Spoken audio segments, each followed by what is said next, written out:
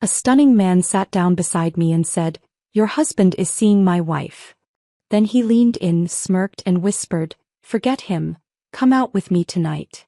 I said yes immediately and it changed my life.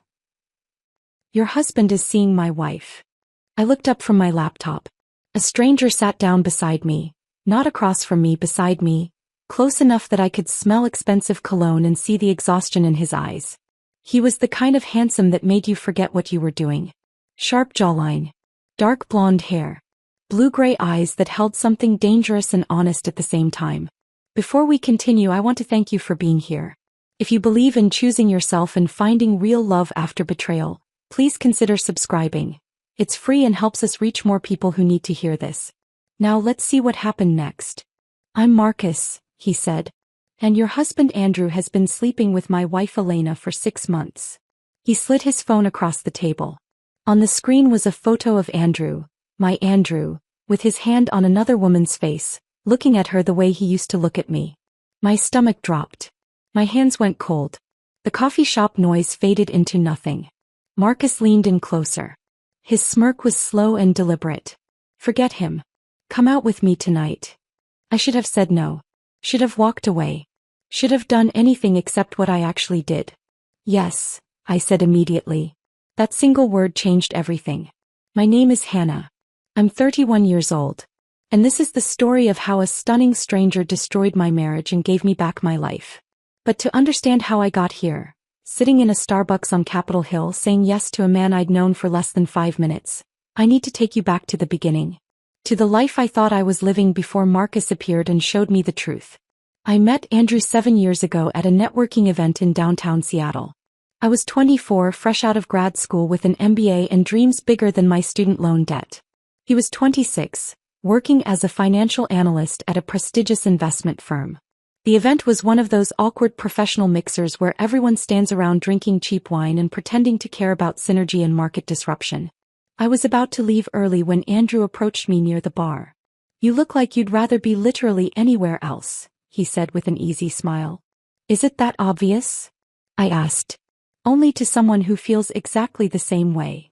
We talked for 2 hours after everyone else had left. About our careers, our ambitions, our frustrations with corporate culture. He was sharp and funny. Had this way of making me feel like I was the most interesting person in the room. By the time we said goodbye, he'd asked for my number and I'd given it without hesitation.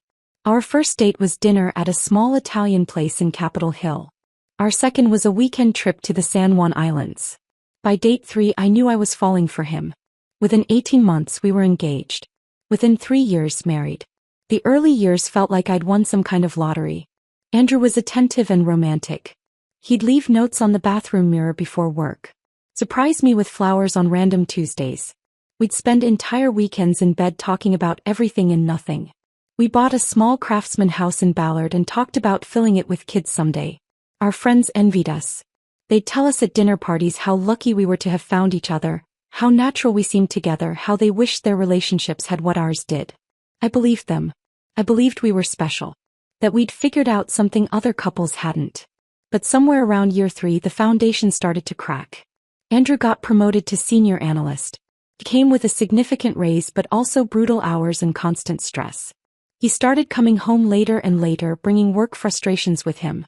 The man who used to ask about my day with genuine interest now barely looked up from his laptop during dinner.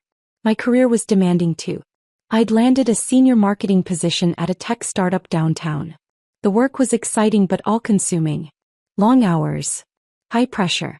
Constant deadlines. We stopped making time for each other. Date nights became scheduling conflicts. Weekend trips disappeared entirely. Our conversations became transactional. Whose turn to buy groceries, whether we'd paid the electric bill, what time we needed to leave for his company event. The intimacy disappeared slowly, like water evaporating from a glass you don't notice until it's empty. Sex went from passionate to routine to rare. We stopped touching each other with intention. Our bedroom became a place where we slept on opposite sides of the bed, careful not to accidentally make contact. I told myself it was normal. That every marriage goes through phases. That we just needed to push through the rough patch and things would get better. But the rough patch never ended. It just became our new normal. Around 6 months ago things got noticeably worse. Andrew started working late more frequently. Client dinners. Emergency meetings. Weekend conferences. He joined a gym after work, said he needed to de-stress. Started buying expensive cologne I never saw him wear around the house.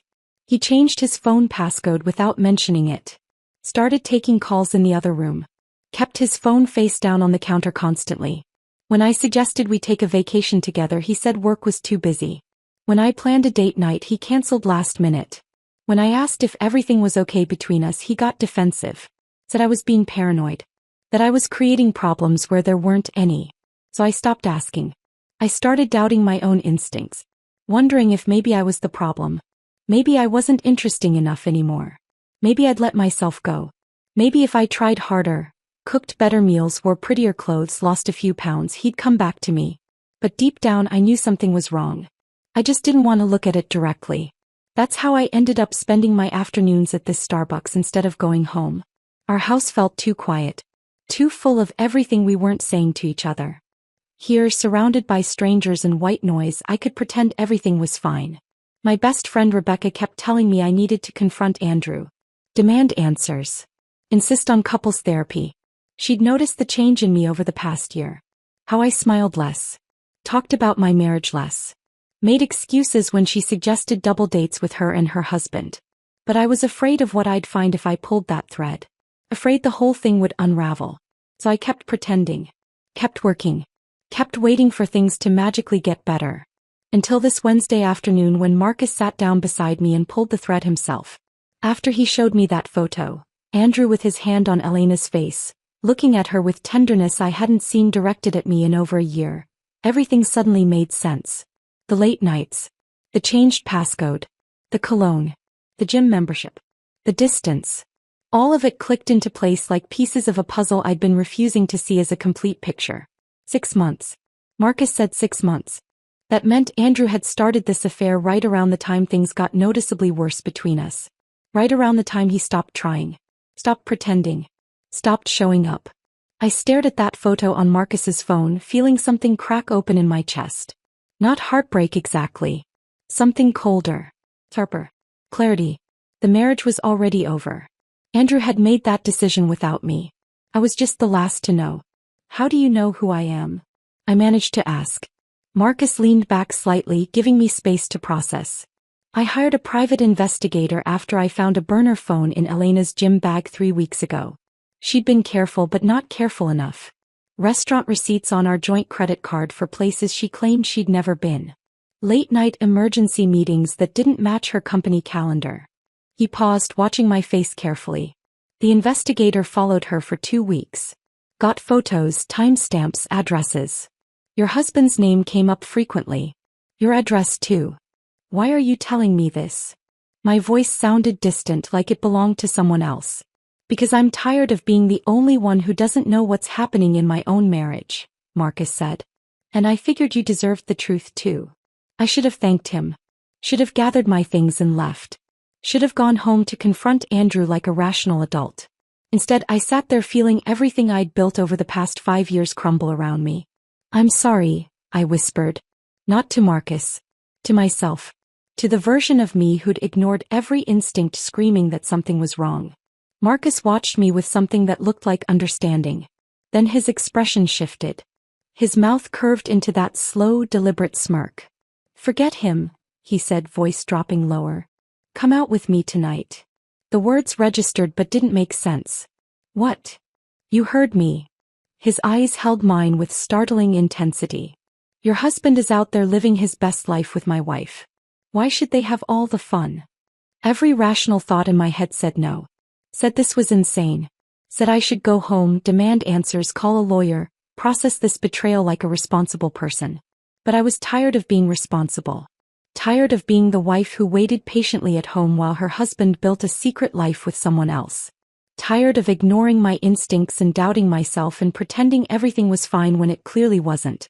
For once in my life, I wanted to do something impulsive and reckless and completely unlike myself. Yes, I said immediately. Marcus's smirk deepened into something genuine. Something that looked almost like relief. Good. Meet me at the Nest on Pike Street. 8 o'clock. Don't overthink it. He stood, pulled a business card from his wallet and wrote his phone number on the back. He slid it across the table to me. Then he walked out of the Starbucks without looking back. I sat there for another 30 minutes staring at that business card, feeling my carefully constructed life fall apart. And somewhere underneath the shock and hurt and betrayal I felt something else. Something I hadn't felt in years. Alive. For the first time in a very long time I felt completely, terrifyingly alive. I sat there holding Marcus's business card, watching through the window as he disappeared into the afternoon crowd on Capitol Hill. My coffee had gone cold. My laptop screen had dimmed to black. Around me life continued as normal, people typing, laughing, ordering drinks, while my entire world had just been rearranged. I looked down at the card. Simple. Professional. Just his name and a phone number written in confident handwriting across the back. My hands were shaking. I needed to see more. Needed to understand the full scope of what Andrew had done. Marcus had shown me one photograph, but my mind was already filling in the gaps, imagining all the moments I hadn't seen. All the lies I'd believed. I grabbed my phone and opened a text thread with Andrew. The last message was from this morning. Working late tonight. Client dinner. Don't wait up. I stared at those words. How many times had I read messages exactly like that over the past 6 months? How many times had I accepted them without question? My finger hovered over his contact. I could call him right now. Demand answers. Confront him in real time while my anger was hot and sharp. But something stopped me. If I called now he'd lie. He'd been lying for 6 months. He was good at it. Practiced. And I was tired of being the person who believed him because believing was easier than facing the truth. Instead I did something I'd never done before. Something that felt like crossing a line but also like taking back control. I opened Andrew's location sharing. We'd set it up years ago for practical reasons, so we could see when the other was close to home, coordinate dinner timing, that sort of thing. I rarely checked it anymore. Hadn't had a reason to. Till now. The app loaded. A map of Seattle appeared with a little blue dot representing Andrew's phone. He wasn't at his office downtown. He was at an address in Queen and I didn't recognize. I clicked on the dot. The address pulled up. A high-rise apartment building. Expensive. Modern. The kind of place young professionals with money lived. My stomach twisted. I checked the time. 2:30 in the afternoon. Middle of a workday. Andrew should have been at the office or in meetings. Instead he was at a residential address that wasn't ours. I sat there staring at that blue dot, feeling the last pieces of denial crumble away. This was real. This was happening. Andrew wasn't just having an affair in hotel rooms and restaurants. He was going to her home. In the middle of the day. While telling me he was at work. The humiliation burned hotter than the betrayal. I closed my laptop with more force than necessary.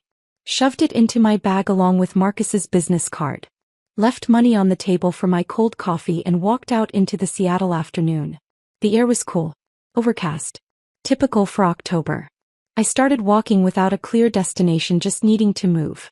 Needing to do something with the energy coursing through my body. My phone buzzed. A text from Rebecca. Coffee tomorrow? You've been MIA lately.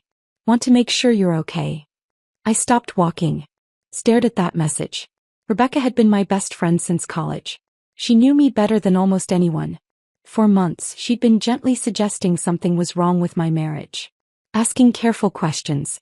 Offering to listen if I needed to talk. I'd brushed her off every time. Made excuses. Defended Andrew. Insisted everything was fine. Now I realized she'd seen what I'd refused to see. I typed back, can't do tomorrow. Something came up. I'll explain soon. Her response came immediately, everything okay? I didn't know how to answer that. Nothing was okay. Everything had just fallen apart.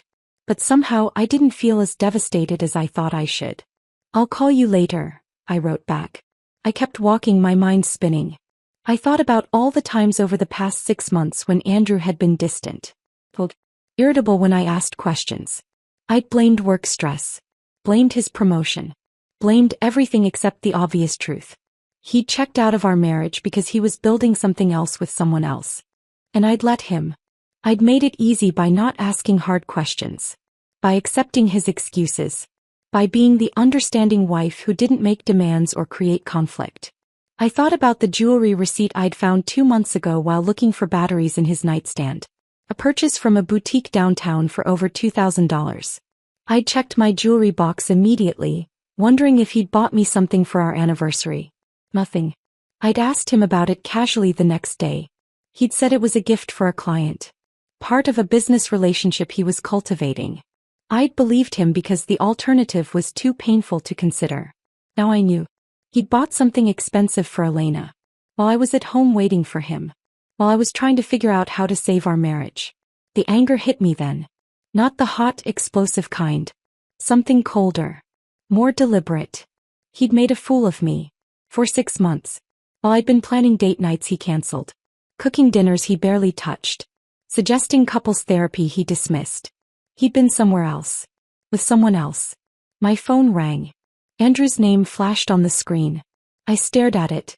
Let it ring once. Twice. 3 times. Then I declined the call. 30 seconds later a text came through. Hey, just checking in. How's your day going? The casual tone. The fake concern. Like he actually cared about my day. Like he hadn't been at another woman's apartment an hour ago. I typed back, fine. Busy with work. His response was immediate. Same here. Crazy day. Probably going to run late again.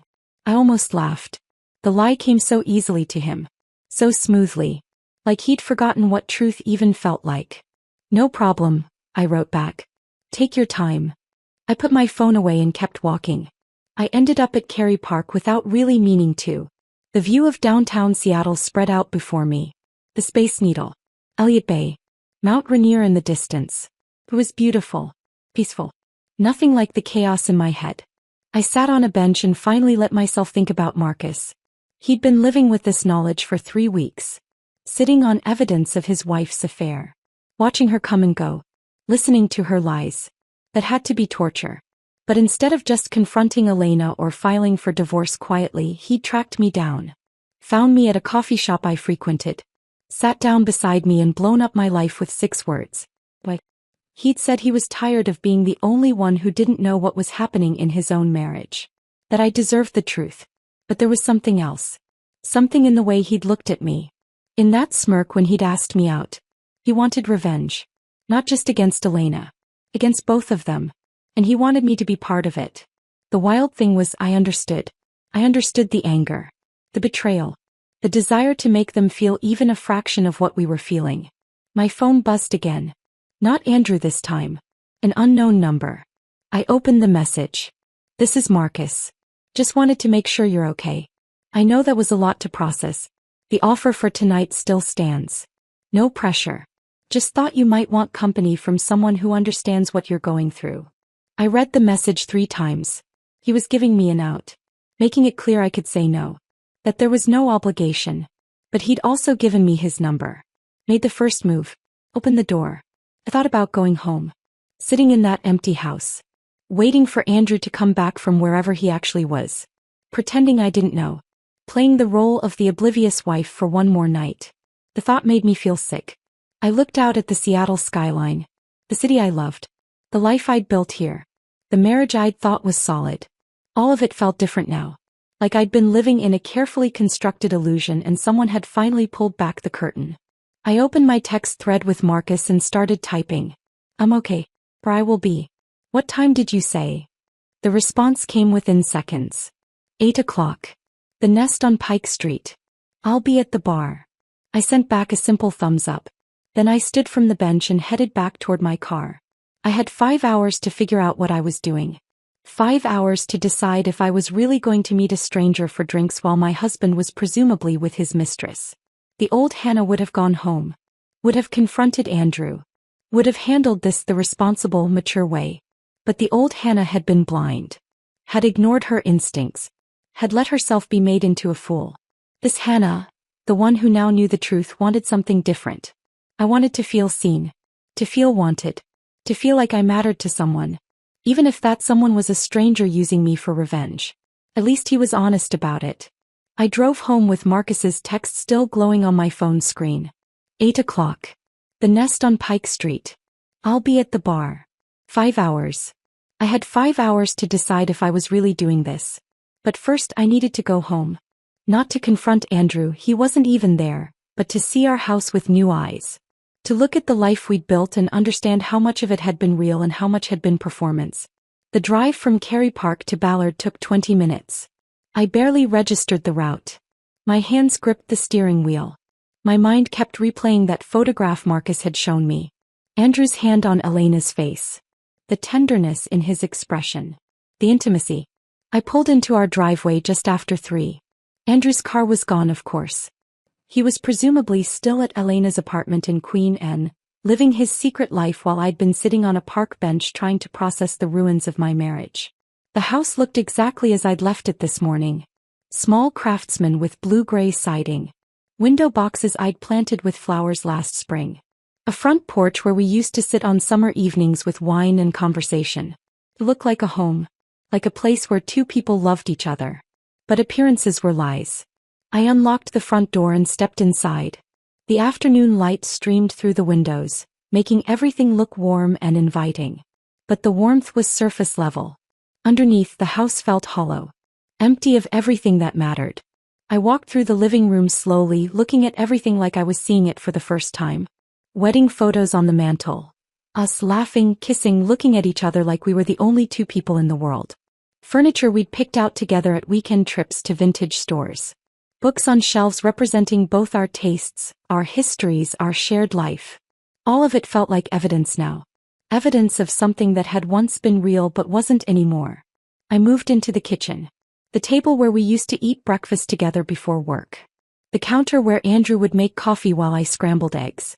Simple domestic rituals that had felt meaningful once. When had we stopped doing those things? When had breakfast become something we did separately, in silence, avoiding eye contact? I couldn't pinpoint the exact moment. It had been gradual. Erosion instead of explosion. My phone buzzed. Another text from Andrew. Running even later than I thought. Don't wait up. Love you. Love you.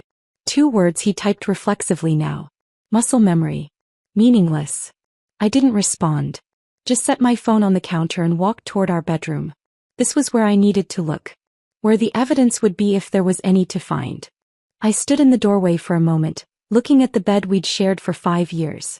The bed where we used to talk for hours before falling asleep tangled together. The bed that had become a neutral zone where we slept on opposite sides, careful not to touch. I walked to Andrew's side. Opened his nightstand drawer. Inside was exactly what I expected and nothing I wanted to see. Breath mints. The expensive cologne in a sleek black bottle I'd never seen him use at home. A leather-bound notebook I'd never noticed before. I picked up the notebook. Opened it. Inside were dates and times written in Andrew's precise handwriting. Abbreviations that didn't mean anything to me at first. Then I looked closer. Key. Is 7 p.m. Queen Anne. Elena's apartment. W. Lunch. Waterfront Marriott. Where Marcus had photographed them. SI. Weekend. San Juan Islands. The bed and breakfast reservation I'd find evidence of later. He'd been keeping a log. Tracking his affair like it was a project. Something to manage and schedule around his real life. Around me. My hands trembled as I set the notebook down. Closed the drawer. I moved to his closet. Opened the door. His suits hung in neat rows. Shirts organized by color. Shoes lined up on the floor. Everything orderly and controlled. Just like his lies. I dragged a chair over from the corner. Climbed up. Reached for the top shelf where Andrew kept things he didn't use regularly. Old tax documents, college yearbooks, boxes of cables and chargers. My fingers found a shoebox pushed toward the back. Different from the others. Newer. I pulled it down. Sat on the edge of our bed. Opened it. Inside were hotel receipts. Dozens of them. Different hotels across Seattle. Dates going back 7 months, not 6 like Marcus had said. 7 months. Beneath the receipts was a handwritten card on expensive stationery. The kind you bought at boutique paper stores, not drugstores. Counting the days until I see you again. You make everything better. E. Her handwriting was elegant. Confident. The words were intimate. Familiar. This wasn't just physical. This was a relationship. Something with depth and history and emotional investment. I set the card aside. Kept digging. A printed email confirmation for a bed and breakfast in the San Juan Islands. The dates matched a weekend 3 months ago when Andrew told me he had a work conference in Portland.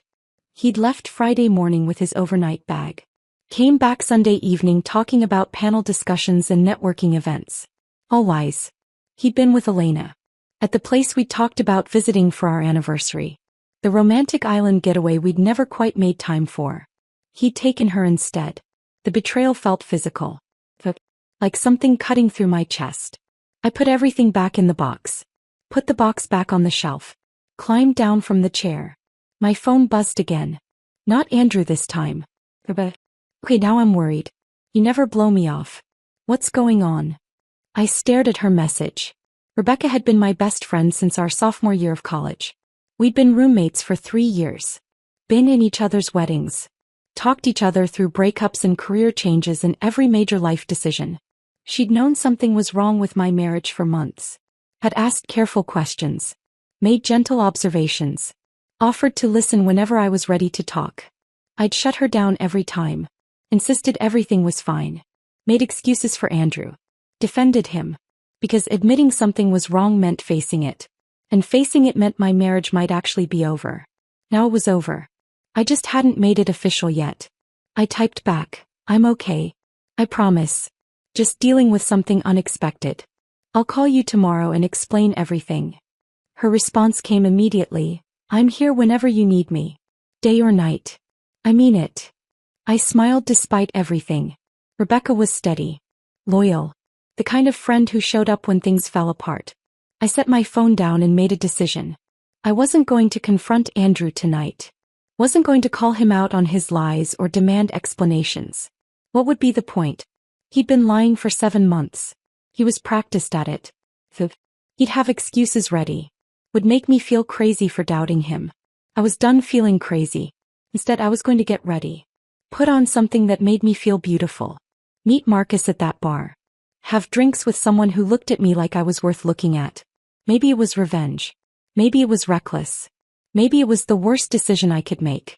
But it was my decision. My choice. For once, I was going to do something for myself instead of waiting around for Andrew to remember I existed. I walked into the bathroom. Turned on the shower. Let the water heat up while I undressed. Standing under the hot spray, I felt the afternoon's shock and hurt start to wash away. Not gone. Just less immediate. Less overwhelming. I'd been living in denial for months. Ignoring every sign. Every instinct. Every moment when something felt off. Now I knew the truth. And knowing meant I could finally stop pretending. I got out of the shower. Dried off. Stood in front of my closet in just a towel. I pulled out a black wrap dress I hadn't worn in over a year. Andrew used to love this dress. Would compliment me every time I wore it. Pull me close. Tell me I looked beautiful. But I'd stopped wearing it because somewhere along the way he'd stopped noticing. Stopped complimenting. Stopped looking at me like I was someone worth seeing. I put on the dress. It still fit perfectly. Still looked good. I did my makeup carefully. Smoky eyes. Red lipstick. The kind of makeup that took effort. That said I cared about how I looked. I hadn't done this in months. Maybe longer. At some point I'd stopped trying. Stopped putting in effort for a man who barely looked at me anymore. I styled my hair in loose waves. Put on heels that made my legs look long. Added simple jewelry, small earrings, a delicate necklace. When I looked in the bathroom mirror I barely recognized myself. Not because I looked different. But because the woman staring back looked awake. Alert. Alive. She looked like someone who'd stopped waiting around for her life to start. I grabbed my purse. Checked my phone. 6:30. An hour and a half until I was supposed to meet Marcus. I didn't let myself think too hard about what I was doing. Didn't let myself question or second guess. I just walked out of the house, got in my car and drove toward downtown Seattle. Toward the nest. Toward Marcus.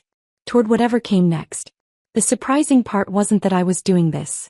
The surprising part was that I didn't feel guilty at all. I arrived at the nest 15 minutes early. Parked 2 blocks away and sat in my car for a moment, hands still gripping the steering wheel.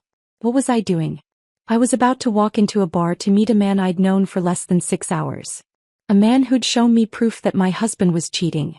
A man who'd looked at me with those intense blue-gray eyes and asked me to forget Andrew and spend the evening with him instead. This wasn't me. I didn't do impulsive. Didn't do reckless. But the old me, the one who followed rules and made responsible choices, had ended up married to a man who'd been lying to her face for 7 months. Maybe it was time to try something different. I checked my reflection in the rearview mirror one last time, touched up my lipstick, took a deep breath. Then I got out of the car and walked toward the bar before I could change my mind. The Nest was exactly the kind of place I expected Marcus to choose. Upscale without being pretentious. Floor-to-ceiling windows overlooking Elliott Bay. Soft jazz playing just loud enough to create atmosphere without overwhelming conversation. Dim lighting that made everything feel intimate and separate from the outside world. I spotted Marcus immediately. He was leaning against the bar in dark jeans and a fitted navy button-down with the sleeves rolled to his elbows. The casual elegance of someone who knew exactly how good he looked without trying too hard. When he saw me walk in, his entire face changed. Not a polite smile. Real pleasure. Like seeing me was the best part of his day. When was the last time Andrew had looked at me like that? I couldn't remember. "You actually came," Marcus said as I approached. "Did you think I wouldn't? I thought there was a 50-50 chance you'd go home, confront your husband, and decide I was just some crazy person who ambushed you at Starbucks." He signaled the bartender. "I'm really glad you didn't." "Honestly," I said, "I considered it." "What changed your mind?" I thought about the shoebox of hotel receipts, the notebook tracking his affair like a project, the 7 months of calculated lies. I realized confronting him wouldn't change anything. He made his choice. Now I'm making mine. Something flickered in Marcus's expression. Understanding maybe. Or recognition. The bartender appeared. Marcus ordered whiskey neat. I ordered an old-fashioned because it felt like the kind of drink you ordered when your life was falling apart and you were meeting a stranger in a bar. We took our drinks to a private booth in the corner. The view through the windows was stunning. The Seattle skyline glittering against the dark water, ferries crossing the bay, the city alive with lights and movement. It looked peaceful. Beautiful. Nothing like the chaos inside me. "So," Marcus said, settling into the booth across from me, "how are you feeling?" I laughed. Couldn't help it. "That's a loaded question." "Fair enough." He took a sip of his whiskey. "Let me rephrase. What happened after I left the coffee shop?" I told him. About tracking Andrew's location to an apartment in Queen Anne. About going home and searching through his things. About the notebook and the receipts and the card from Elena. Marcus listened without interrupting. His expression shifted as I talked. Anger, sympathy, recognition. When I finished, he shook his head slowly. 7 months, he said. "Elena told me it started 6 months ago at that conference. But if you found receipts going back 7 months. She lied to you too," I said. "Apparently." He drained the rest of his whiskey. "I hired the investigator 3 weeks ago after I found the burner phone. He confirmed the affair but only tracked them back 6 months. I should have told him to dig deeper. Would it have made a difference?" Marcus considered that. "Probably not. 6 months. 7 months. Either way, they both chose to do this. To lie to us.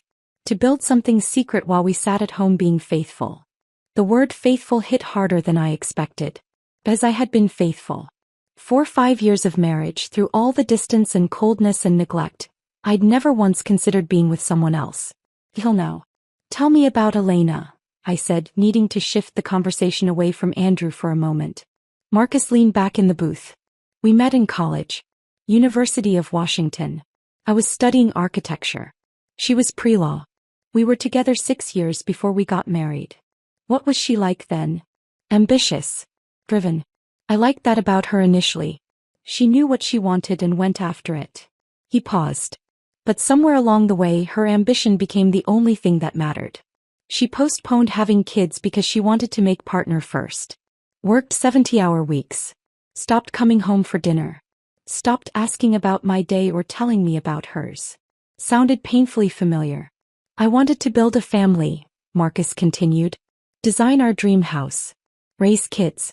Create something lasting. Elena wanted the corner office and her name on the letterhead. Those goals pulled us in different directions until we were basically roommates who shared a last name." "When did you realize it was over?" I asked.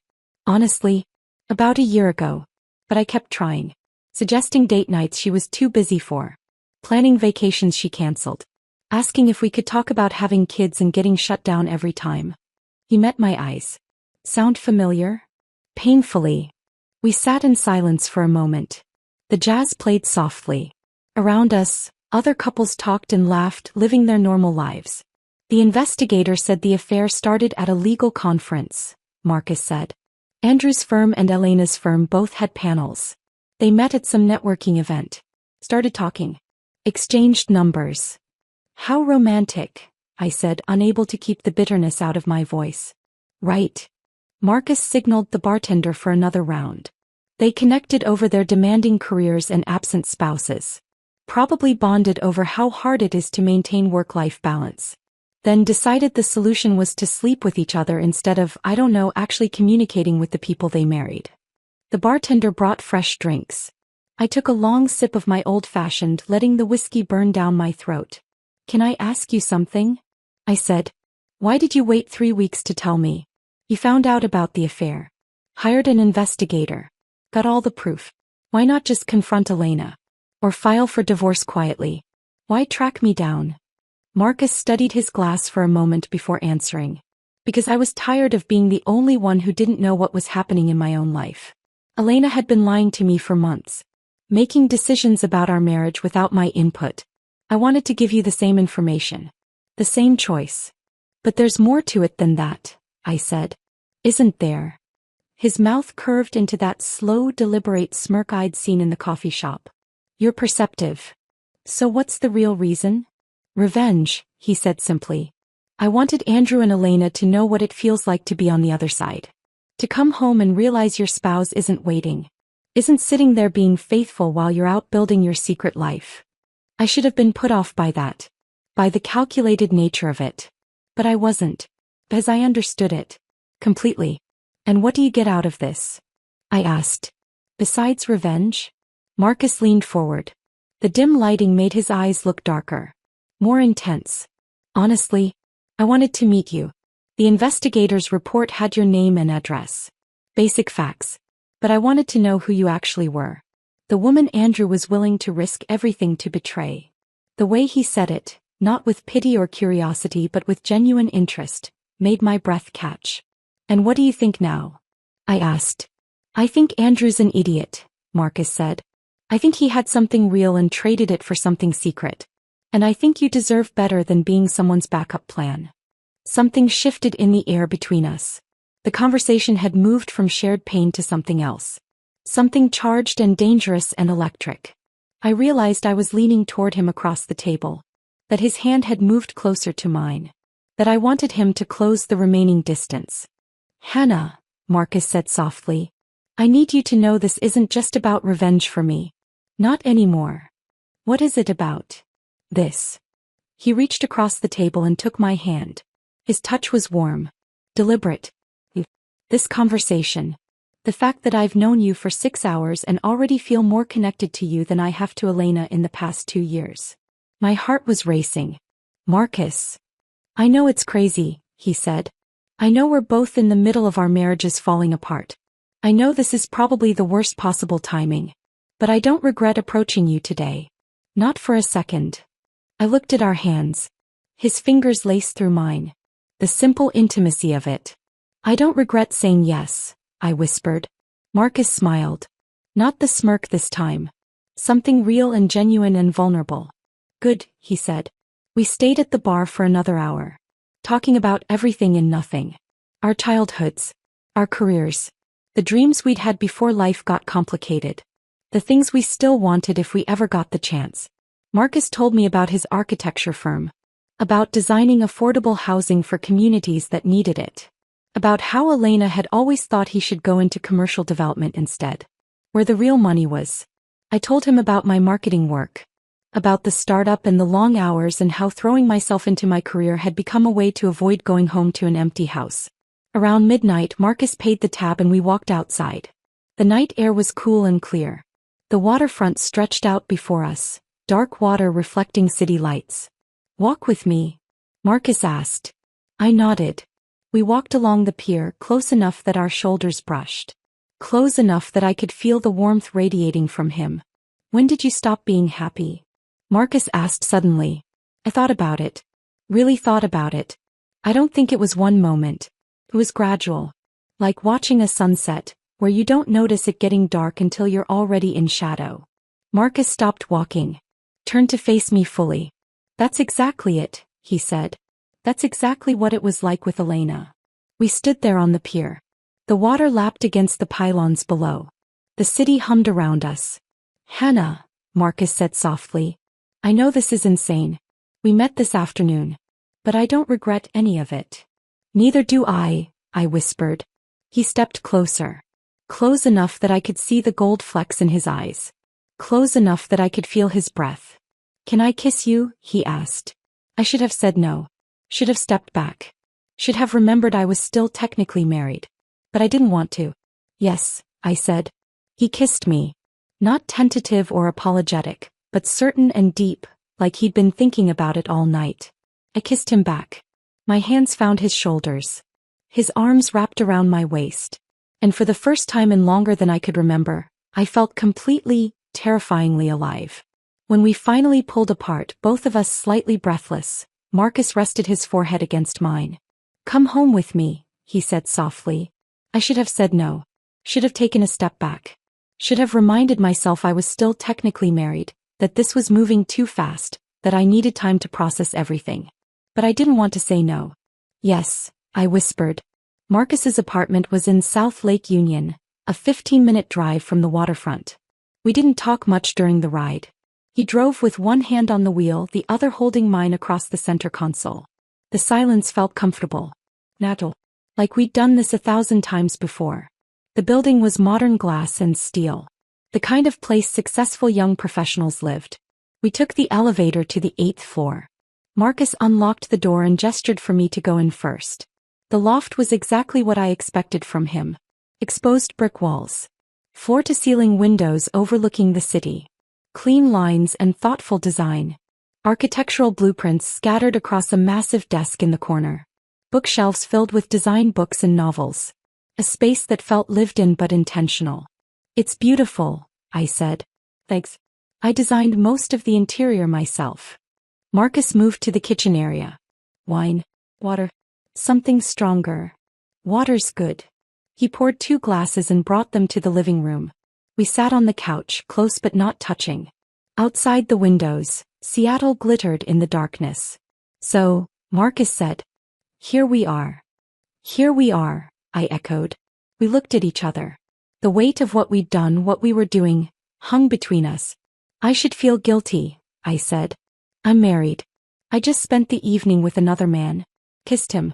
Came home with him. But I don't feel guilty at all.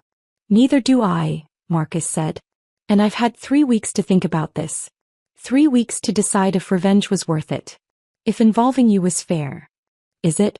Fair, I mean. I don't know. He set his water glass down. But I know I meant what I said earlier. This isn't just about revenge anymore. I wanted to meet you because I thought you deserved the truth. But now that I have met you, I'm glad I did. For reasons that have nothing to do with Andrew or Elena. My chest felt warm. Tight. Like something was expanding inside me. Tell me about Portland, I said, needing to shift the conversation to something less intense. You said you grew up there. Marcus smiled. Trying to change the subject? Maybe a little. Fair enough. He leaned back against the couch. I grew up in a neighborhood called Laurelhurst. My parents still live in the same house. They've been married 42 years. Still hold hands. Still laugh at each other's jokes. They set a pretty high bar for what marriage should look like. Is that why you tried so hard with Elena? Probably. I kept thinking if I just tried harder, if I was more patient, more understanding, we'd get to where my parents are. But you can't force that kind of connection. Either it's there or it isn't. I thought about my own parents. Still married. Functional. But not passionate. Not connected in any deep way. They coexisted more than they lived together. I always wanted something more than what my parents had, I said.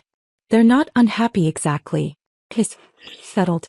Like they ran out of things to talk about 20 years ago and decided silence was easier. Is that what scared you about your marriage? Marcus asked. Becoming your parents? Maybe. I hadn't thought about it that way before. Andrew and I used to talk for hours. About everything. Books, politics, dreams, stupid things that didn't matter. Then somewhere along the way we stopped. And I kept telling myself it was normal. That every couple runs out of things to say eventually. But it's not normal, Marcus said. Or it doesn't have to be. My parents still talk. Still debate. Still share things. That's what I wanted with Elena. But she was always thinking about work. Always planning her next career move. I became background noise in her life.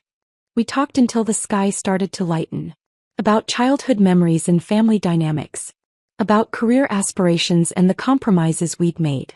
About the lives we'd imagined versus the ones we were actually living. Marcus told me about his architecture firm. How he'd started as a junior designer and worked his way to junior partner. How his dream was to design affordable housing for communities that needed it most. How Elena had always thought that was naive. That he should focus on luxury developments where the real money was. I told him about my marketing career. How I'd thrown myself into work as my marriage deteriorated. How being good at my job became a replacement for being happy at home. Somewhere around 5 in the morning we moved to his bedroom. Not for sex. Just to lie down. To be close to someone who understood what it felt like to watch a marriage die slowly. We lay tangled in his sheets as dawn light filtered through the windows. His arm around me. My head on his chest. Both of us exhausted but not ready to sleep. When are you telling Andrew? Marcus asked quietly. I'd been avoiding thinking about that.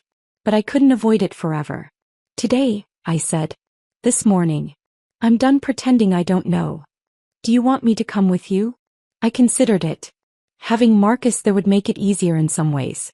But this was something I needed to do alone. No, I said. But thank you. Marcus pulled me closer. Whatever happens, you have my number. Use it. Day or night. I mean it. I nodded against his chest. Around 7 I forced myself to get up. Found my purse. Checked my phone. 3 missed calls from Andrew. 2 texts. Where are you? Getting worried. Call me. I almost laughed. Getting worried. Like he had any right to worry after 7 months of lying. I typed back. Stayed at Rebecca's. Needed space to think. Coming home soon. His response came within seconds. Okay. See you soon. Not, are you okay? Not, what's wrong? Just, okay. Like I was an appointment on his calendar. Marcus drove me back to the Starbucks where this had all started. Less than 24 hours ago, I'd been sitting at that same table thinking my biggest problem was a distant husband. Now I knew the truth. And I had to face it. Thank you, I said before getting out of his car. For telling me. For last night. For all of it. Marcus took my hand. Don't thank me yet. This is going to get messy. I know. But you're doing the right thing. Confronting him. Not letting him keep lying. I nodded. Squeezed his hand once. Then got out and walked to my car. The drive back to Ballard felt surreal. Like I was floating outside my body watching myself go through the motions. Park in the driveway. Walk to the front door. Turn the key. Andrew was in the kitchen making coffee. He wore the suit I'd bought him for his birthday. Navy blue. Perfectly tailored. He barely looked up from his phone when I walked in. How's Rebecca? He asked absently. I set my purse on the counter. Took a breath. I wouldn't know, I said. I didn't stay with Rebecca. That got his attention. He looked up. Confusion flickered across his face. What? I stayed with Marcus, I said calmly. Elena's husband. You know, the woman you've been sleeping with for the past 7 months. All the color drained from Andrew's face. His phone slipped from his hand, clattering onto the counter. Hannah. Don't. I held up a hand. I don't want explanations. I don't want apologies. I don't want to hear that it meant nothing or that you still love me. I just want a divorce. The word hung between us. Heavy. Final. Andrew's mouth opened and closed. He looked genuinely shocked. Like the thought of getting caught had never occurred to him. Like he'd actually believed he could maintain 2 separate lives indefinitely. How did you, he started. Marcus found me, I said. Showed me photos. Told me everything. Then I came home and found the rest myself. The notebook in your nightstand. The shoebox of hotel receipts. The card from Elena. Andrew's face went from pale to gray. You went through my things? I almost laughed. That's what you're worried about? My invasion of your privacy. Hannah, please. His voice cracked. We can work through this. It was a mistake. I was confused. She doesn't mean anything. Stop, I said firmly. Just stop. I walked past him toward our bedroom. He followed, words tumbling out in a desperate rush. He'd been stressed. Work was overwhelming. He'd made a terrible mistake. He loved me. He'd do anything to fix this. Couples therapy. Individual therapy. A fresh start. Whatever I wanted. I pulled my suitcase from the closet and started packing. Only my clothes. Personal items. Things that were definitively mine. I didn't want anything we'd bought together. Didn't want reminders of a life that had been built on lies. Hannah, please, Andrew begged. Don't do this. We can fix this. I'll end it with Elena. I'll quit my job if that's what it takes. I'll do anything. I zipped the suitcase closed. Turned to face him. You had 7 months to choose me, I said quietly. 7 months to decide our marriage was worth fighting for. You chose her. Every single day you chose her. Now I'm choosing me. But I love you. No, you don't, I said. You love the idea of having me as backup. Someone to come home to when Elena's too busy. Someone to make you feel like a good person. But you don't actually love me. If you did, you never would have done this. Andrew's face crumpled. So that's it? You're just giving up. I'm not giving up, I said, picking up my suitcase. You already did that. I'm just acknowledging it. I walked toward the door. Andrew grabbed my arm. You said you stayed with Marcus, he said, his voice taking on an edge. Elena's husband. What does that mean? I looked at his hand on my arm. Then at his face. Exactly what you think it means, I said. I pulled free and walked out of the house. Out of the marriage. Out of the life I'd been trying so hard to save. Andrew called my name. Followed me to the driveway. But I was already putting my suitcase in the car. Already getting in. Already driving away. In my rearview mirror I saw him standing in the driveway. Looking lost and smaller than I'd ever seen him. I didn't feel guilty. Didn't feel sad. I just felt free. I drove away from the house with my suitcase in the trunk and no clear destination in mind. Just away. Away from Andrew. Away from the life I'd been trying to save. Away from the person I'd been pretending to be. My phone started ringing almost immediately. Andrew. I declined the call. It rang again. Declined again. Then the text started. Please come back. We need to talk. I'm sorry. I'll do anything. Don't throw away 5 years over one mistake. One mistake. Like 7 months of calculated deception was a single error in judgment. I turned my phone on silent and kept driving. Ended up at a coffee shop in Fremont I'd never been to before. Sat in a corner booth with a latte I barely touched and tried to figure out what came next. I couldn't go back to that house. Every room held memories that felt poisoned now. The kitchen where we'd cooked together. The bedroom where we'd slept. The living room where we'd talked about our future. All of it felt like evidence of a beautiful lie. I pulled out my phone and opened a real estate app. Started searching for apartments. Something small. Temporary. Just a place to land while I figured out my next steps. I found a 1-bedroom in Capitol Hill. Available immediately. 6-month lease. Close to work. Close to the Starbucks where this had all started less than 48 hours ago. I called the landlord. Scheduled a viewing for that afternoon. Signed the lease 2 hours later. By evening I had a new address and no furniture except what I'd brought in my suitcase. I texted Rebecca. Can you help me move some things tomorrow? I left Andrew. Her response came within seconds. Oh my God. Yes. I'm coming over right now. Where are you? I sent her the address. 20 minutes later she knocked on my empty apartment door with takeout Thai food and a bottle of wine. Talk, she said, setting the food on the kitchen counter. Tell me everything. So I did. I told her about Marcus appearing in the coffee shop. About the photo of Andrew and Elena. About going home and finding the evidence. About confronting Andrew and walking out. I didn't tell her about spending the night at Marcus's apartment. That felt too complicated to explain. Too raw. Rebecca listened without interrupting. When I finished she pulled me into a hard hug. I'm proud of you, she said. For what? My marriage just ended. For choosing yourself, Rebecca said firmly. You could have stayed. Could have tried to fix it. Could have let Andrew convince you it was your fault. Instead you walked away. That takes guts. Her words meant more than she knew. I'd spent 5 years trying to be the perfect wife. trying to fix what was broken. Trying to make Andrew happy at the expense of my own happiness. Choosing myself felt revolutionary. Rebecca helped me make a list of things I needed from the house. Essential items I couldn't live without. We agreed to go back the next day when Andrew would be at work. That night, I slept on an air mattress in my empty apartment. It should have felt depressing. Instead it felt like freedom. The next morning Rebecca and I went back to the house. Andrew's car was gone. I used my key to get in, half expecting him to have changed the locks. But he hadn't. The house felt different in daylight. Smaller. Less significant. We worked quickly. Loaded my clothes, books, laptop, personal items into Rebecca's SUV. I didn't take any furniture. Didn't take the wedding photos or the shared belongings. Just the things that were definitively mine. As we were loading the last box, Andrew's car pulled into the driveway. My stomach dropped. Want me to handle this? Rebecca asked, her voice protective. No, I said. I've got it. Andrew got out of his car slowly.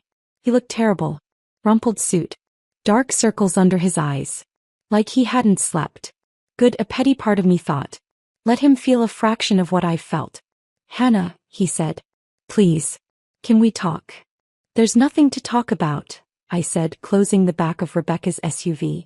I ended it with Elena, Andrew said desperately. This morning. Told her it was over. That I want to fix my marriage. I looked at him. Really looked at him. The man I'd loved. The man I'd married.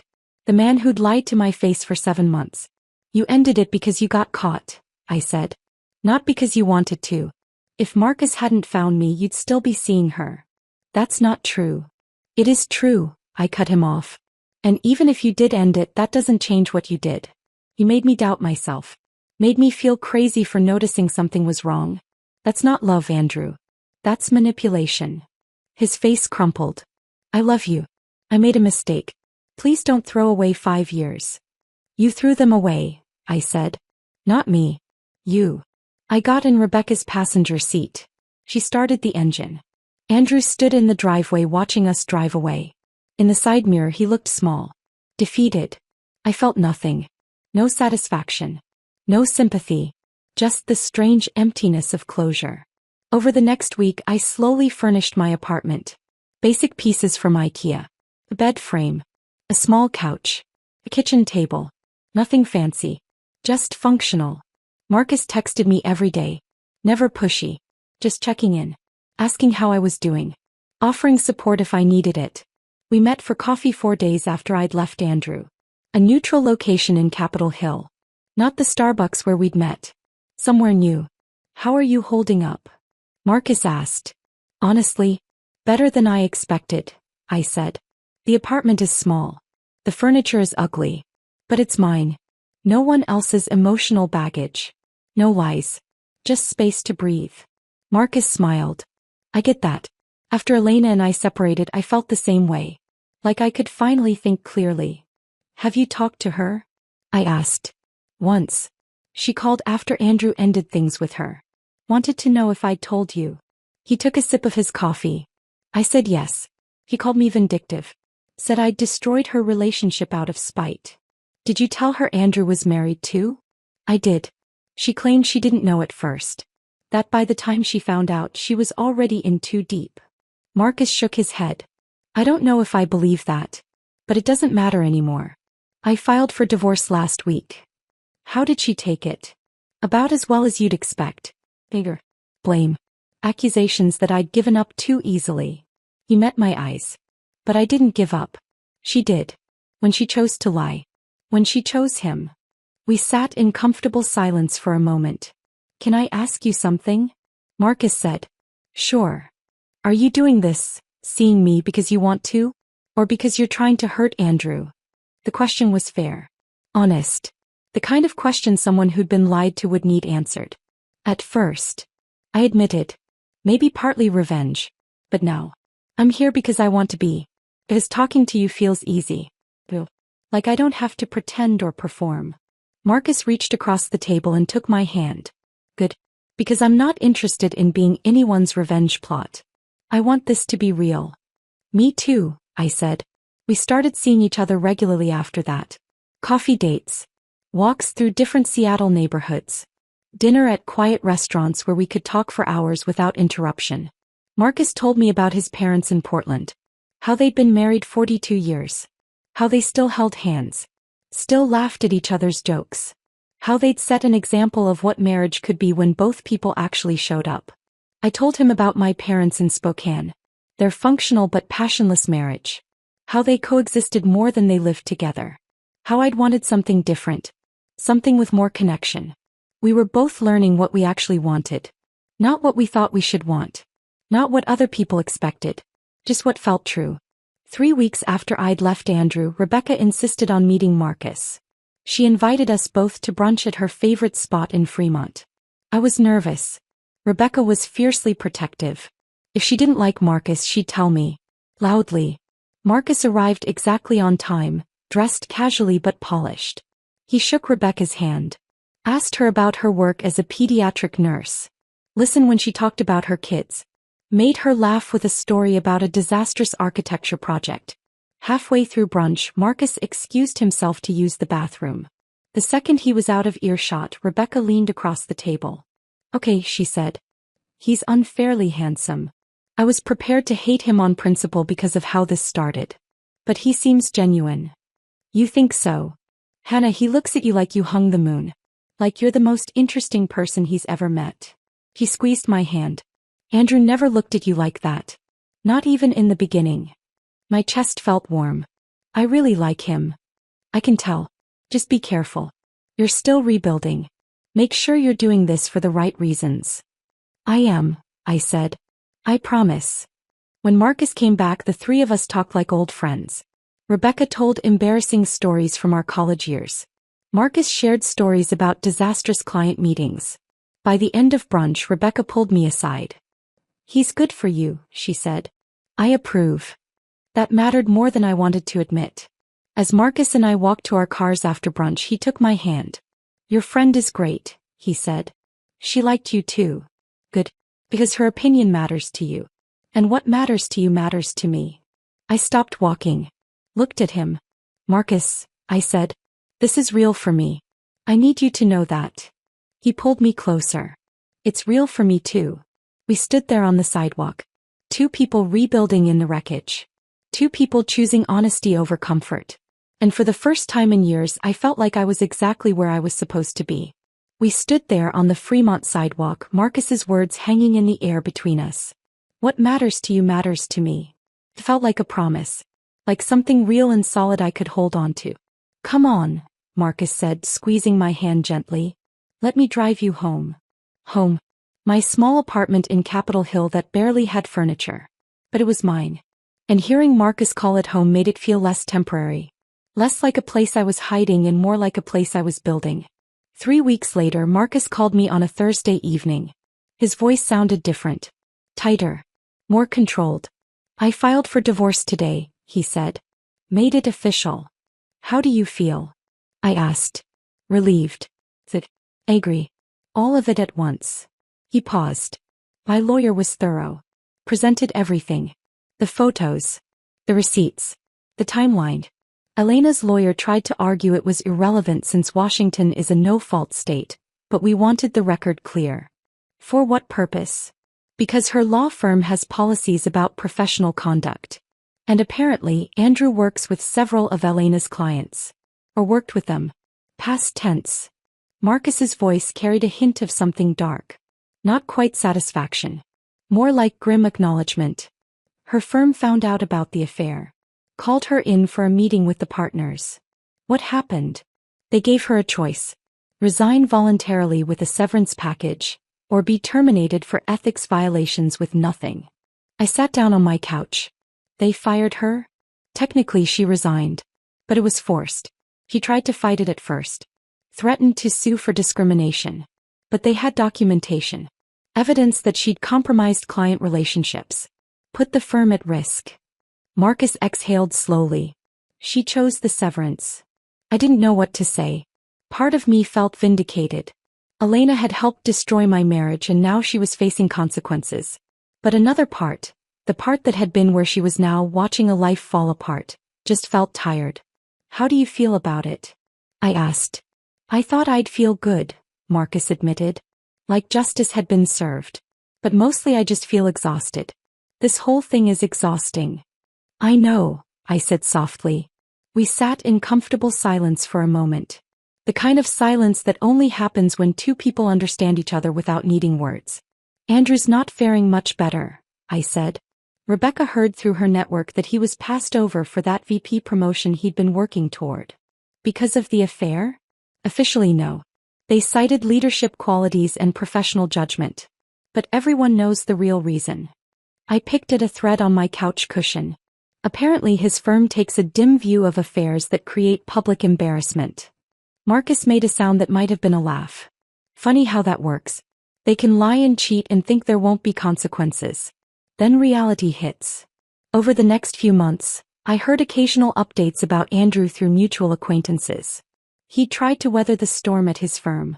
Kept his head down. Worked longer hours. But the damage to his reputation was done. 6 months after I'd left him, Rebecca texted me, heard Andrew resigned from his firm. Took a position at some smaller company in Tacoma. Huge pay cut. I stared at that message for a long time. Tried to feel something. Satisfaction.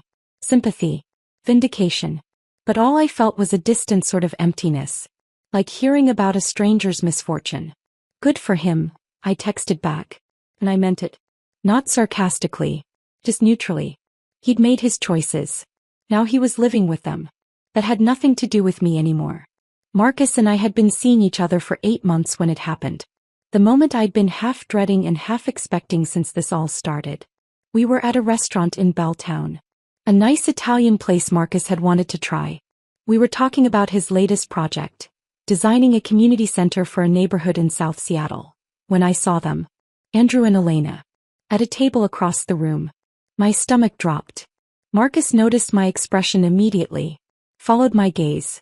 His jaw tightened. We can leave, he said quietly. No, I said. We were here first. We're staying. Marcus took my hand under the table. His touch was steady. Grounding. I forced myself to look back at Andrew and Elena. Really look at them. They weren't touching. Weren't leaning toward each other. They sat on opposite sides of the table with the body language of two people enduring dinner rather than enjoying it. Elena looked thinner. Her hair pulled back severely. She wore a blazer even though this was clearly a casual dinner. Like she was armoring herself. Andrew looked tired. Older. The confidence he'd always carried had been replaced by something diminished. They were talking but it didn't look friendly. Elena's expression was hard. Andrew's was defensive. They don't look happy, Marcus observed. No, I agreed. They don't. We finished our meal. The food was excellent but I barely tasted it. I was too aware of Andrew and Elena across the room. Too aware of the strange surreal quality of this moment. As Marcus and I were leaving, Andrew looked up. Our eyes met. His face went pale. He said something to Elena. She turned, saw us, and her expression hardened into something cold and furious. Marcus's hand was on the small of my back, guiding me toward the exit. But Andrew stood up. Started walking toward us. Hannah, he said. Can we talk? Elena remained seated, watching with narrowed eyes. I looked at Andrew. This man I'd loved. This man I'd married. This man who'd lied to my face for 7 months. He looked smaller somehow. Like he'd been hollowed out. There's nothing to talk about, I said calmly. He glanced at Marcus, then back at me. I want you to know I'm sorry. For everything. I was selfish and stupid and I destroyed the best thing I ever had. Part of me wanted to agree with him. To make him feel the weight of what he'd done. But that would require caring more than I did. I appreciate that, I said. But I've moved on. You should too.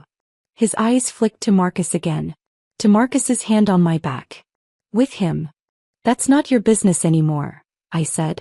Andrew's face crumpled slightly. Like he'd been holding on to hope that maybe, eventually, I'd forgive him. That maybe we'd find our way back to each other. But that was never going to happen. Goodbye, Andrew, I said. Marcus and I walked out. The cool evening air felt like relief. You okay? Marcus asked once we were outside.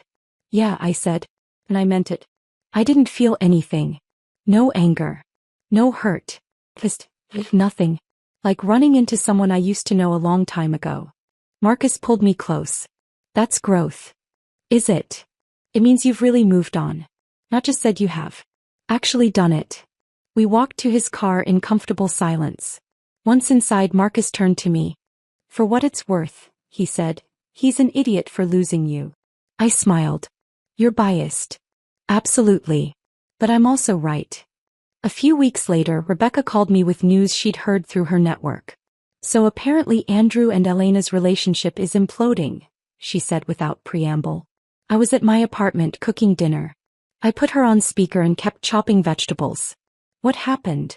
Turns out the excitement was only there when it was secret. Once they were both single and could actually be together publicly, reality hit. They fight constantly. About money, about jobs, about whose fault everything is. Interesting. Elena blames Andrew for being careless. Says he's the reason they both got caught and lost everything. Andrew blames Elena for being too ambitious. For not being satisfied with what they had. I thought about that. About two people who'd destroyed their marriages for a fantasy. Who'd built something on deception and secret moments and the thrill of getting away with it. Of course it couldn't survive daylight. They're realizing what they had wasn't real, I said. It was just an escape from their actual problems. And now that it's their only reality, it's not enough. Exactly, Rebecca said. Karma's working overtime. I thought about that word. Karma. Like the universe was balancing scales. Making things fair. But it wasn't karma. It was just consequences. Natural outcomes of choices made. Andrew and Elena had chosen deception. Had chosen stolen moments over genuine partnership. Had chosen fantasy over the hard work of real commitment. And now they were discovering that what they'd built couldn't hold weight. Couldn't sustain them. Couldn't be what they'd imagined when it was shiny and secret and forbidden. I don't even feel vindicated, I admitted to Rebecca. I just feel distant from it. Like it's happening to people I don't know anymore. That's because you've moved on, Rebecca said. Really moved on. You're building something real with Marcus. Something honest. What they had was always going to collapse. He was right. What Marcus and I had wasn't built on secrets or deception. It was built on honesty.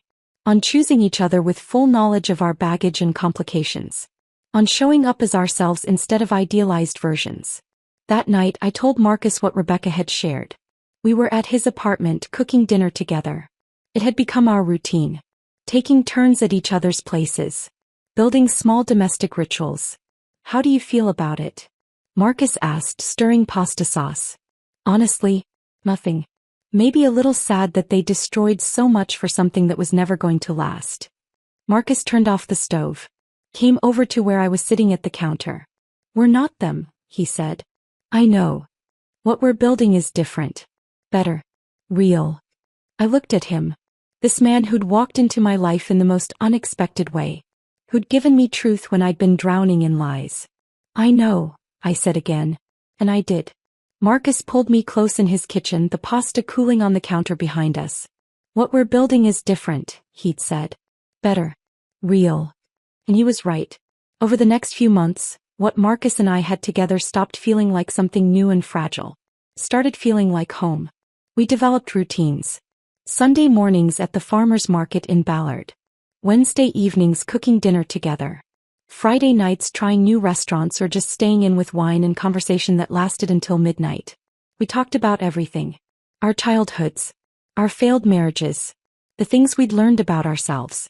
The things we wanted going forward. Marcus told me about his dreams for his architecture firm. About wanting to take on more community projects. About designing spaces that actually helped people instead of just making money. I told him about my career ambitions. About maybe starting my own marketing consultancy someday. About wanting to work with companies that aligned with my values instead of just taking any client that paid well. We were building something. Not just a relationship. A life. Together. A year after that encounter in Starbucks, Marcus brought up meeting my parents. Thanksgiving's coming up, he said. We were at his apartment, both working on our laptops at opposite ends of his couch, our feet touching in the middle. What are you doing? Usually I go to Spokane. Visit my parents. I looked up from my screen. Why? Can I come with you? My chest tightened. Not with anxiety. With something warmer. You want to meet my parents? I want to be part of your life, Marcus said simply. All of it. Not just the parts that happen in Seattle. So we drove to Spokane for Thanksgiving. 5 hours through eastern Washington, the landscape changing from evergreen forests to rolling hills to flat agricultural land. My mother had been skeptical when I told her about the divorce. Worried I was making a mistake. Concerned about what people would think. She'd liked Andrew. Thought we were the perfect couple. But when she met Marcus, saw how he helped carry groceries in, how he asked genuine questions about her garden, how he made me laugh in the kitchen while we prepped vegetables, her concerns melted away. My father pulled me aside after dinner while Marcus was helping my mother with dishes. He's good for you, Dad said. You seem happy. Really happy. I am. I didn't realize how long it had been since I'd seen you like this, he continued.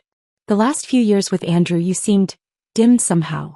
Like you were working really hard at being okay but weren't actually okay. His observation hit me harder than expected. I hadn't realized how much I'd been pretending.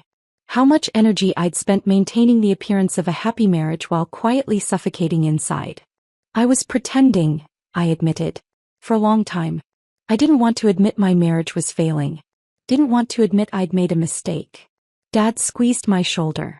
It wasn't a mistake. It just didn't work out. And that's okay. What matters is you found the courage to leave when you needed to. That night, driving back to Seattle, Marcus reached over and took my hand.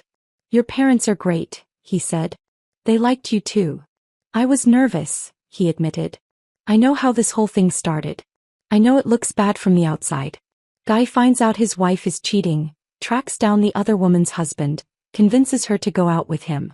It sounds like a revenge plot. It was a revenge plot, I said. At first.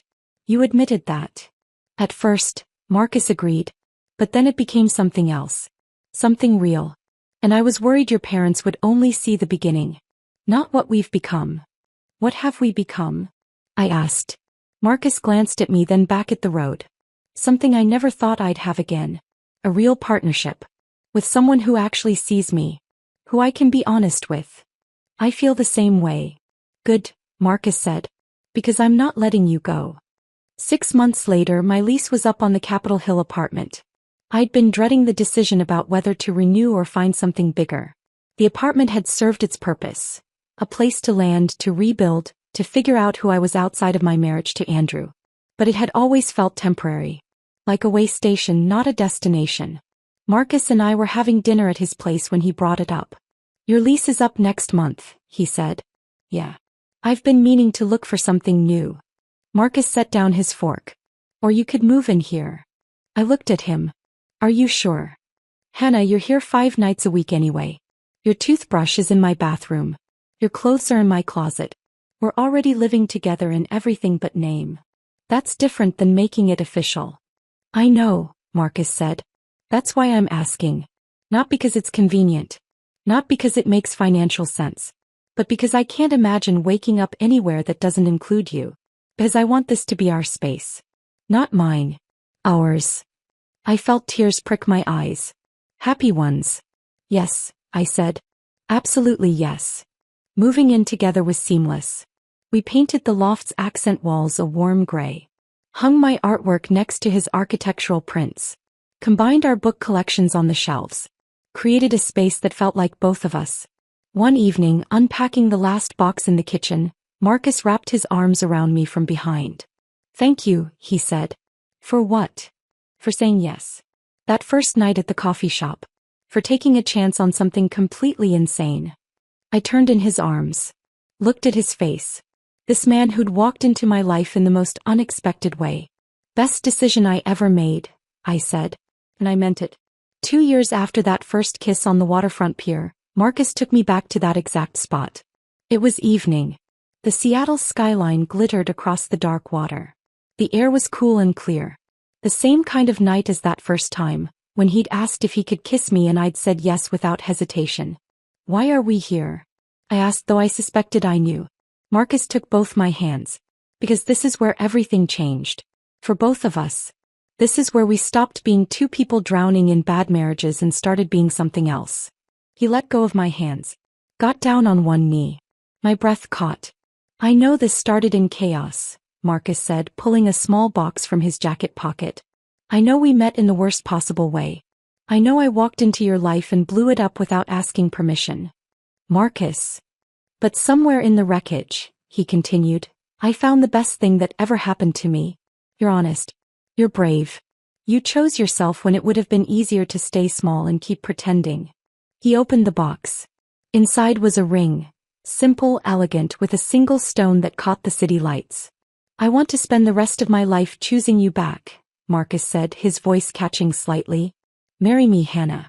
Not to replace what we lost, but to build something better. I said yes through tears. Happy tears. The kind I'd forgotten existed during those last years with Andrew. Marcus slid the ring onto my finger. Stood up. Pulled me into a kiss that felt like a promise. We got married 6 months later at a botanical garden in the Columbia City neighborhood. Small ceremony. Just close friends and family. Flowers everywhere. Natural light streaming through the glass conservatory. Rebecca stood beside me as maid of honor, crying happy tears through the entire ceremony. Marcus's best friend from architecture school stood beside him, grinning like he'd never seen Marcus this happy. My parents sat in the front row. My mother cried. My father smiled. Marcus's parents welcomed me like I'd always been part of their family. Told me they'd worried about Marcus during his marriage to Elena. Were grateful he'd found someone who truly saw him. At the reception, Rebecca pulled me aside. You look happy, she said. Like genuinely, completely happy. I am, I said. I'm proud of you. For leaving Andrew. For choosing yourself. For building this. I couldn't have done it without you. Yes, you could have, Rebecca said firmly. But I'm glad I got to be here for it. Later that evening, Marcus and I stood on the small dance floor. Soft music played. His arms wrapped around me. Our friends and family watching with genuine joy. What are you thinking? Marcus whispered. That my life is nothing like I planned, I said. And I wouldn't change a single thing. Not even the messy beginning? Especially not the messy beginning. Without it, I wouldn't be here. Marcus pulled me closer. I love you, Hannah. Thank you for taking a chance on me. I love you too, I said. And thank you for giving me the truth. Even when it hurt. We danced in comfortable silence. Two people who'd been broken and decided to build something real from the pieces. As the evening wound down, as guests said their goodbyes and headed home, I thought about Andrew. Wondered if he'd ever found what he was looking for. Wondered if Elena had either. Then I let the thought go. They weren't my concern anymore. They'd made their choices. I'd made mine. Marcus took my hand. Ready to go? I looked at him. My husband now. My partner. The man who'd walked into a coffee shop and changed everything. Yeah, I said. I'm ready. We walked out into the Seattle night. Hand in hand. Starting the next chapter of our lives. Together. Honestly. With no secrets. No lies. Just two people who'd been hurt and decided to build something better. And it all began with 6 words from a stranger I didn't know. Your husband is seeing my wife. The worst and best thing that ever happened to me. Because sometimes the door you're terrified to walk through is the one that leads you home. And sometimes the life you didn't plan is better than the one you did. I'd spent 5 years trying to save something that was already dead. Trying to be enough for someone who'd already chosen someone else. The day I let go was the day I finally started living. And I'd never been happier. If this story of unexpected betrayal and second chances had you hooked from start to finish, hit that like button right now. My favorite part was when Hannah confronted Andrew with zero emotion, showing him she'd completely moved on. What was your favorite moment? Drop it in the comments below. Want more powerful stories of starting over and finding real love? Subscribe and hit that notification bell so you never miss an upload.